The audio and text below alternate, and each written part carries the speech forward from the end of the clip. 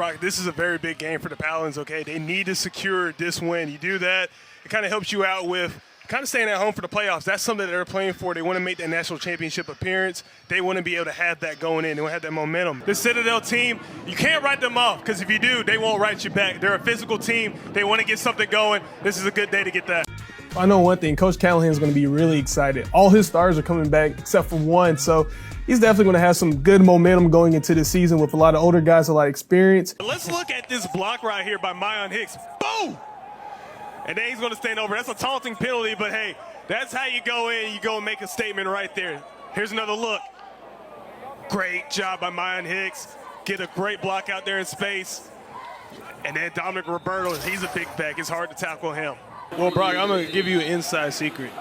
Offensive linemen hold every single play.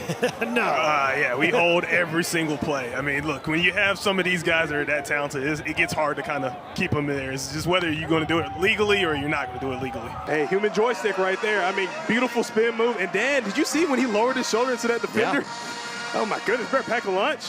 Watch this. Boop.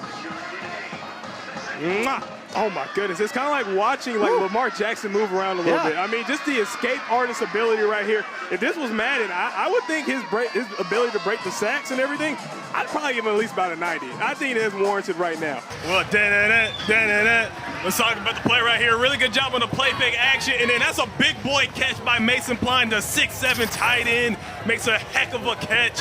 They're right there in coverage. Really great coverage. I mean, you couldn't have played it any better as a defensive back. You talk about a guy that shows up when you need him to show up. Took out the glasses, Clark Kent went away, and here comes Superman out of nowhere. Really good job just reading it by Callie Chizik. And you can see right here, the Citadel, what they want to do, they want to control their sins. And when you talk to Coach Drayton says sins stand for self-inflicted negatives. So right here, you see that no penalties really against the Citadel offense. They're finding ways to stay in the game. And we talk about Furman, they got to win on the ground, meaning they got to stop the run, and they also got to be able to run the football when they get back on offense. But what happened there is pretty simple. We look at the quarterback right here. You know where he wants to go. He's eyeing his receiver, and Michael Robinson just follows those eyes where he's staring them down, and then he just makes a play on the football. That's just really good defensive back IQ right there, and just doing what you're coached to do and following through right there. Beautiful cut by the left tackle.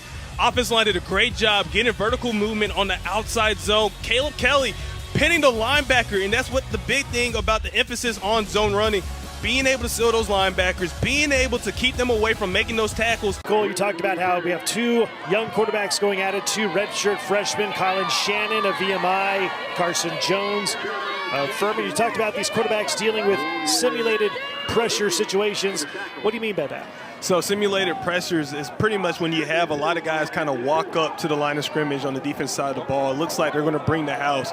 At times, VMI did do that, but they ended up bringing those guys. Furman did a great job of it at one point where they would bring guys to the line of scrimmage, and they'll back them off. That's what you call simulated pressure. It makes it look like you're going to have an all-out blitz, and then you drop guys into coverage when you only rush 3 or 4 defenders at a time, and that's usually it confuses the offensive line, gets their blocking schemes mixed up, and then the quarterback kind of forces him to either throw the ball a little bit too soon. He gets antsy, throws an incompletion, could be an interception.